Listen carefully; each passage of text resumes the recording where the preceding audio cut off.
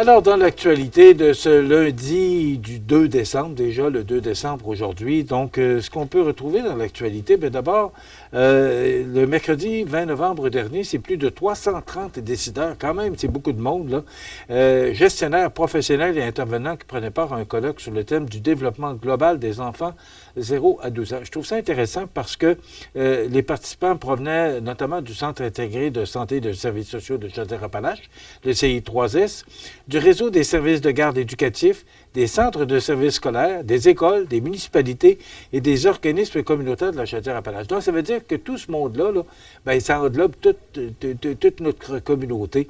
Et ce sont toutes les municipalités. Quand on parle de Chaudière-Appalaches, là, ben, ça va de l'extrémité ouest, c'est Thetford Mines, qui s'appelle la MRC de l'érable ou des érables, aller jusqu'aux frontières de la Côte-du-Sud. Donc, c'est la Chaudière-Appalaches quand on parle de cette région-là. Là. Alors, ça nous concerne grandement, cette rencontre-là. Et le thème, c'était tous ensemble pour le développement des 0 à 12 ans. Ça avait pour objectif la mobilisation du milieu et le partage de connaissances et des pratiques gagnantes dans le but de favoriser les saines habitudes de vie et la santé mentale positive dans les milieux où évolue la santé. Donc, on sait là, que les 0 à 12 ans, ils vont être confrontés beaucoup aux écrans parce que ça va continuer à prendre beaucoup de place dans notre société. Alors, c'est entre autres là, ce dont on discutait, mais il y avait l'éducation par la nature, la compréhension et l'encadrement des jeux de bataille, la puissance du regard en éducation, l'insécurité alimentaire. On sait qu'il y a beaucoup d'enfants qui ne déjeunent pas le matin, qui ne mangent pas. On fait ce qu'il faut, là, parce qu'on en a parlé récemment. Là. Il y a toutes sortes de programmes, de subventions là, pour s'assurer que les enfants puissent manger le matin. Donc, c'est tous ces sujets-là qu'on a discutés lors de ce colloque qui s'est déroulé le 20 novembre dernier. Bon, on en a parlé tout à l'heure avec Nicole pour la grève des postes, là, et tout ce que ça peut engendrer pour les entreprises qui ont toutes sortes de difficultés à rencontrer. Nicole en a mentionné, là, c'est les employés temporaires. Il y a tellement toutes sortes de choses actuellement là, qu'on essaie d'être... je parle d'actualité, là, puis vous allez voir tantôt, là, et malheureusement, on cherche des bonnes nouvelles, mais elles se font rares. Quand il y en a, vous faites sûr qu'on s'empresse de vous les dévoiler. 750 000 $ pour bonifier le soutien au centre Exco dans Chaudière-Appalaches. Le centre Exco, c'est dans la Beauce, c'est à Saint-Georges-de-Beauce. C'est loin de nous. Mais cet argent-là, parce que ce qu'on dit, c'est que c'est plus de 30 organismes là, qui vont bénéficier dans 14 régions de ces argents-là. Donc, on est concerné parce que c'est dans le Chaudière-Appalaches, encore une fois. Alors, c'est pour ça que j'ai priorisé ce texte-là parce que depuis 2019, c'est 1,1 milliard de dollars qui ont été investis afin de mettre en place plusieurs mesures visant à contrer la violence sexuelle et la violence conjugale. Vous savez qu'on est dans les 12 jours, justement, là, jusqu'au 6 décembre. Là. Il y a toutes sortes de programmes et toutes sortes d'initiatives là, faites pour contrer la violence faite aux femmes.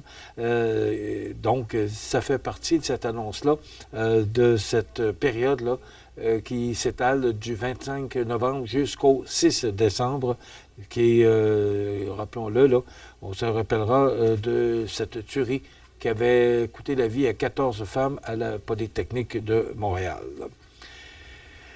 En fin de semaine, vous savez, quand je vous dis là, qu'on cherche les bonnes nouvelles, ben, il n'y en a pas beaucoup. Et j'en ai retenu deux ce matin pour vous en jaser. Là. Il ne me reste pas beaucoup de temps, il me reste 5 minutes, mais quand même. Les Québécois paient-ils trop d'impôts? C'était dans le Journal de Québec ce matin, sous la plume de Michel Girard, que je trouve, parce que il y a toujours ses textes sont toujours bien faits. Il est critique, mais quand c'est bon, il le dit. Quand c'est moins bon, il le dit aussi. Et j'aime beaucoup ses textes. Donc, ce qu'il a fait, c'est que de toutes les provinces, c'est nous, les Québécois, qui subissons au Canada la plus forte pression fiscale, dépassant de loin toutes les autres provinces. Et faut-il le souligner, en dépit de la baisse d'impôt provincial de 1 % sur le palier d'impôt que le gouvernement Legault a décrété en 2023. On paie 20,9 %. Je vais lire son texte parce qu'il faut que je vous donne des bons chiffres, là. Selon les données de Statistique Canada sur les finances publiques canadiennes consolidées en 2023, cela équivaut à un taux de pression fiscale égal à 20,9 % du PIB nominal de la province, c'est-à-dire de la valeur de tout ce qui est produit par l'ensemble des Québécois et des entreprises au Québec.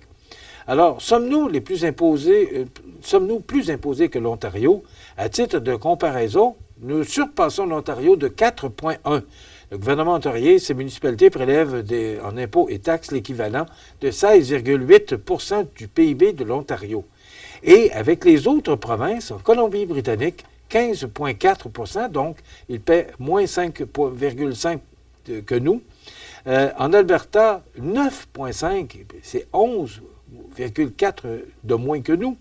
En Saskatchewan, 14,5. Je l'ai mentionné, Manitoba, 15,2, c'est moins 5,7 %. Et c'est la même chose, là, on parle toujours du PIB, là, il faut que je vous dise que, en termes de pression fiscale au niveau provincial, l'écart est encore plus important que les autres des grandes provinces. Donc, chacune d'entre elles, le taux de pression fiscale que je viens de vous donner, suivi de l'écart en point de pourcentage par rapport au taux de pression fiscale qui frappe le Québec. Donc, il y a beaucoup de différences et c'est comme ça dans toutes les autres provinces du Canada. Alors, le Québec est bon premier pour payer de l'impôt. C'est nous qui, selon Michel Girard, qui payons le plus d'impôts. Et ce matin, je ne sais pas si vous... je vais vous le montrer sur l'écran, la caméra 1. Alors, l'essence deviendra rare au Québec à compter de 2035. Vous savez que d'ici 2035, ce qu'on veut, c'est accélérer la vente d'autos électriques. Mais en 2035, il n'y aura plus de vente d'autos neuves à essence. Ce sera que des voitures électriques. Et c'est le ministre Charette qui nous dit qu'en 2035, selon le ministre, interdire la vente de véhicules thermiques en 2035 n'est pas une mesure anti-automobile, affirme le ministre de l'Environnement. Les Québécois devront toutefois effectuer un virage électrique car ça va être difficile de trouver de l'essence. Je jasais avec mon collègue Jean Carbonneau récemment. Souvenez-vous combien il y avait de stations d'essence à Montmagny il y a 30-40 ans. Et regardez aujourd'hui, justement par rapport à ce titre-là, ce matin, en me rendant au bureau, j'en ai vu 3. Il y a Irving, il y a Arnois avec Esso, et il y a ici le dépanneur Ultramar, et il y a Shell sur le chemin des Poiriers. Et il y a Dutil sur la montée de la rivière du Sud. Donc, il y en a 5 que je vois vite, rapidement, là.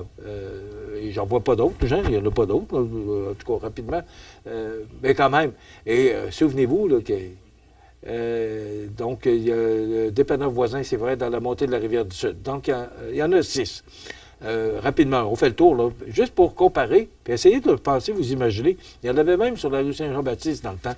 Alors, ça peut être une réalité, là, que d'ici 2035, l'essence sera peut-être plus rare, ou encore, et si elle est plus rare, elle sera encore plus chère, parce que vous savez que l'offre et la demande, hein, plus il y a de demandes et que l'offre se fait rare, les prix augmentent.